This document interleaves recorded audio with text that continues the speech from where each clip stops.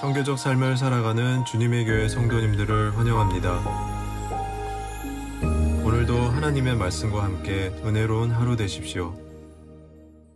안녕하세요, 성도 여러분. 3월 26일 수요일 말씀 묵상 시작하겠습니다. 오늘 함께 하는 말씀은 민수기 5장 1절부터 4절까지의 말씀입니다. Numbers chapter 5 verse 1 to 4 함께 읽겠습니다. 여호와께서 모세에게 말씀하여 이르시되 이스라엘 자손에게 명령하여 모든 나병 환자와 유출증이 있는 자와 주검으로 부정하게 된 자를 다 진영 밖으로 내보내되 남녀를 막론하고 다 진영 밖으로 내보내어 그들이 진영을 더럽히게 하지 말라. 내가 그 진영 가운데 거하느니라 하시매 이스라엘 자손이 그같이 행하여 그들을 진영 밖으로 내보냈으니 곧 여호와께서 모세에게 이르신 대로 이스라엘 자손이 행하였더라. 아멘. 출애굽한 이스라엘 백성들이 시내산 아래에서 1년을 수경을 했습니다. 이제 가나안 땅을 향해서 출발해야 하는데 대규모 그리고 장거리 여행이기 때문에 준비해야 할 것이 참 많았습니다. 민수기 1장과 2장에서는 가나안 땅을 정복하기 위해서 전쟁에 나갈 수 있는 군인의 수를 계수했고요. 그리고 12지파를 동서남북으로 이렇게 나누어서 진을 배치했습니다. 그리고 3장과 4장에서는 성막에서 섬길 레위인에 관한 규례에 따라서 인구 조사가 이루어졌고 또 레위지파의 가문별 그 임무에 대한 지침이 있었습니다. 이 모든 것들은 신의 광야를 떠나기 전에 어떤 외적인 정비를 한 것이라고 볼 수 있죠. 근데 오늘 본문이 포함된 민수기 5장과 6장에서는 이스라엘 백성들의 정결과 또 도덕의 문제를 논의하면서 내적인 정비 문제를 다루고 있습니다. 민수기 5장과 6장에 나오는 명령들은 이스라엘 진영을 정결하고 또 거룩한 상태로 유지할 목적으로 지시된 그런 명령들입니다. 이스라엘 백성들은 장거리 여행을 하면서 성막을 중심으로 진영을 이루면서 거룩한 공동체를 유지해야 했습니다. 무엇을 중심으로 진영을 이룬다고요? 성막입니다. 여러분, 성막은 거룩하신 여호와 하나님께서 임재하는 곳이지요.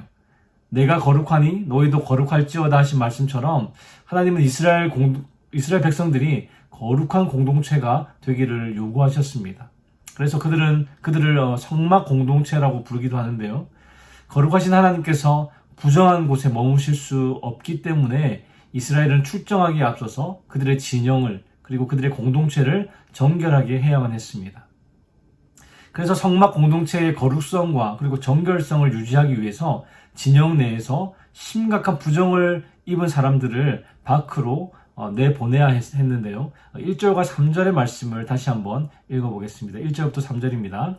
여호와께서 모세에게 말씀하여 이르시되 이스라엘 자손에게 명령하여 모든 나병 환자와 유출증이 있는 자와 주검으로 부정하게 된 자를 다 진영 밖으로 내보내되 남녀를 막론하고 다 진영 밖으로 내보내어 그들이 진영을 더럽히게 하지 말라. 내가 그 진영 가운데에 거하느니라 하시매 성막 공동체의 거룩성과 정결성을 유지하기 위해서 진영 밖으로 내보내야 했던 세 부류는요. 나병 환자, 그리고 유출증 환자, 그리고 시체를 만짐으로 부정해진 사람들이었습니다. 어떤 이유로든 부정하게 된 자는 하나님의 임재 앞에 나아갈 수 없었습니다.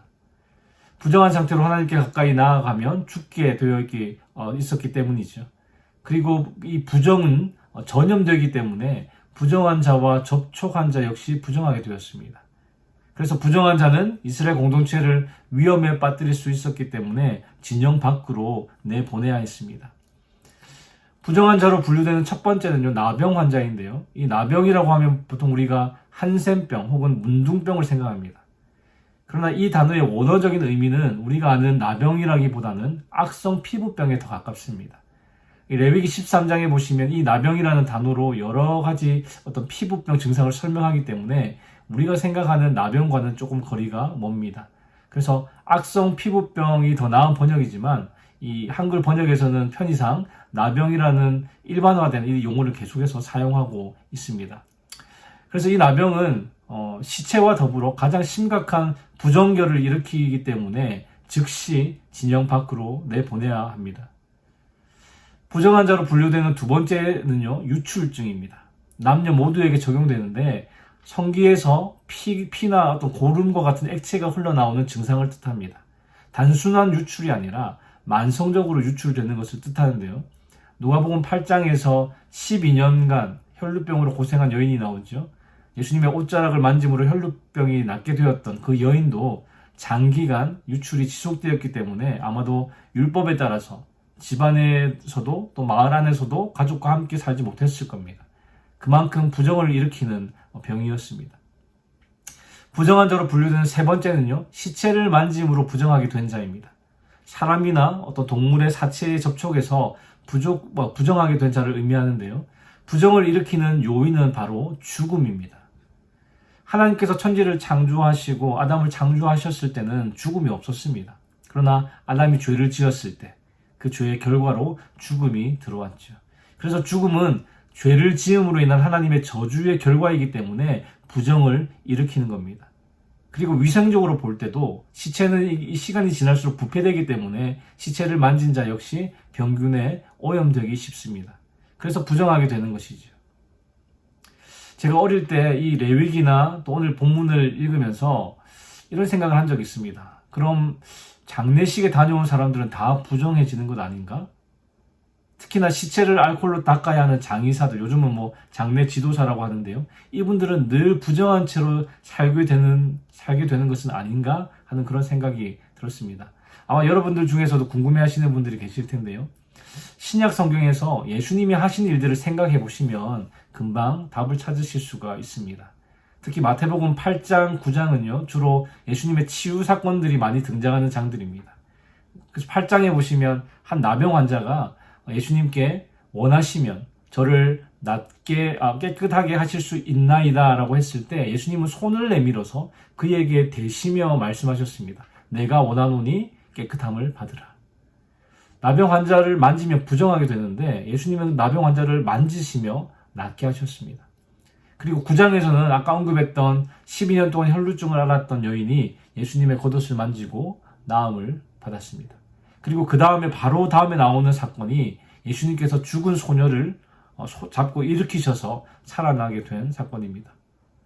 부정한 자로 분류되어서 진영 밖으로 내보내져야 할 세 가지가 다 등장하죠. 나병, 유출증, 시체. 오늘 말씀대로라면 예수님은 부정해지셨기 때문에 이스라엘 공동체로부터 격리되셔야 했습니다.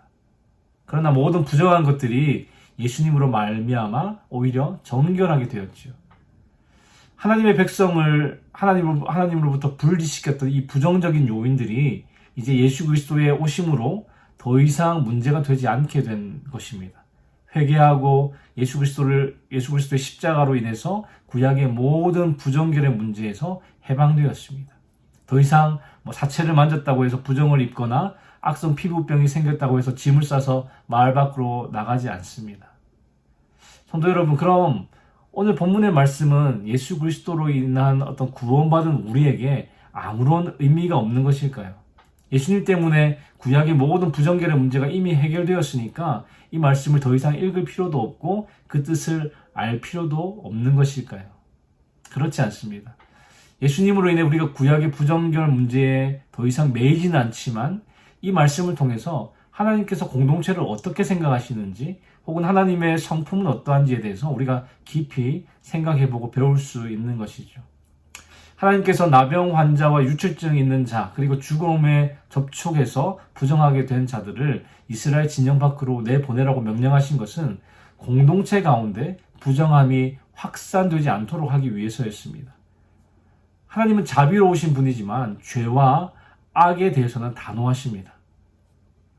물론 하나님은 죄인들을 불쌍히 여기시죠. 그리스도께서 죄인인 우리를 위해 죽으심으로 우리에 대한 하나님의 사랑을 확정하셨다고 사도 바울이 말하지 않습니까? 우리가 의인이었을 때가 아니라 죄인이었을 때조차 하나님은 우리를 사랑하셨습니다. 레위기에 보시면 진 밖으로 격리되어야 하는 사람들 중에 임산부 또 월경 중인 여인들은 포함되지 않습니다. 율법에 의하면 부정하게 된 자들이었지만 그것이 삶의 한 부분이고 또 자연스러운 일이기 때문에 예외 규정을 주신 것이지요. 이런 것을 볼 때 우리는 하나님의 법을 통해서도 하나님의 자비로움과 배려를 느낄 수 있습니다. 성도 여러분, 하나님은 아무 이유 없이 누군가를 잔인하게 진영 밖으로 내쫓으시는 그런 분이 아닙니다. 그저 죄에 대해서 단호하신 것이죠. 하나님은 부정한 것을 용납하지 않으십니다. 그리고 공동체 전체를 생각하십니다. 우리는 한 사람에 대한 어떤 연민이나 인간적인 감정에 이끌려서 모두를 어렵게 하는 실수를 범하기도 합니다. 그러나 하나님께는 한 사람 한 사람을 소중히 여기시면서도 공동체의 어떤 거룩함을 지켜내시는 지혜가 있습니다. 그래서 부정한 자들을 잠시 진영에서 격리시키게 하시는 것이지요. 그들을 영원히 버리신 것이 아니라 회복의 때를 기다리시는 것입니다. 사랑하는 성도 여러분, 하나님은 부정한 자를 엄중히 다루시고 또 대가를 치르게 하심으로 이스라엘 공동체를 정결하게 지키셨습니다. 부정한 것을 씻어내지 못하고 죄에 매여 사는 자는 하나님의 임재에 들어갈 수 없고 하나님과의 교제에서 끊어질 수밖에 없지요. 저와 여러분들은 예수 그리스도 안에서 정결함을 받은 사람들입니다. 그러나 순간순간 더러워지는 우리의 마음과 손발을 날마다 말씀과 기도로 씻어야 합니다. 더러운 자는 주님의 임재 가운데 거할 수 없기 때문이지. 여러분, 오늘 하루도 기도와 말씀으로 우리의 부정한 것을 씻고 거룩을 유지하는 저와 여러분 되기를 축원합니다. 그리고 우리 모두가 이런 거룩함을 유지하여서 거룩한 주님의 교회 공동체를 만들어갈 수 있기를 또한 주님의 이름으로 축원합니다. 기도하겠습니다. 하나님, 오늘도 말씀으로 우리에게 교훈 주시니 참 감사합니다. 하나님, 우리는 연약하고 또 생각과 마음이 악하며 교만한 자들입니다. 이런 부정함을 가진 우리가 하나님의 나라에서 쫓겨나야 마땅한데 완전한 의로움 되신 예수 그리스도를 믿음으로 말미암아 모든 부정의 문제를 해결해 주심에 감사를 드립니다. 그러나 삶을 살아가며 순간순간 더러워지는 우리를 불쌍히 여겨주시고 말씀과 기도 안에서 날마다 정결하고 거룩하게 될 수 있도록 인도하여 주시옵소서. 그리하여 거룩한 자들이 모여서 하나님을 함께 예배하는 주님의 교회 공동체 되게 하여 주시옵소서. 주님, 오늘도 주께서 주시는 힘과 은혜로 살아가기 원합니다. 주의 도우심으로 승리하는 하루 되게 하여 주시옵소서. 감사를 드리며 예수 그리스도의 이름으로 기도하였습니다. 아멘. 수요일 기도 제목으로 함께 기도하겠습니다. 교육부 및 청년 등 다음 세대 사역을 위해 기도하실 때에 영아부, 유아부, 초등부, 청소년부가 교회학교를 통해 복음을 만날 수 있도록 대학부, 청년부, EM 사역을 통하여서 우리 다음 세대가 신앙적 가치관을 확립하도록 기도해 주시기 바랍니다. 구역장님들과 새가족들을 위해 기도하실 때에 우리 구역장님들 한 분 한 분이 섬김을 통해서 각 개인이 은혜와 복을 누리도록 새가족들이 잘 정착하여 믿음의 뿌리를 견고하게 내리도록 기도해 주시기 바랍니다. 선교사님을 위해 기도하실 때에는 네팔의 윤성철 선교사님, 터키의 하상욱 선교사님, 일본의 문일배 선교사님, 페루의 윤애경 선교사님, 그들의 선교사역을 통하여서 많은 영혼들이 복음을 듣고 주께 돌아올 수 있도록 함께 기도해 주시기 바랍니다.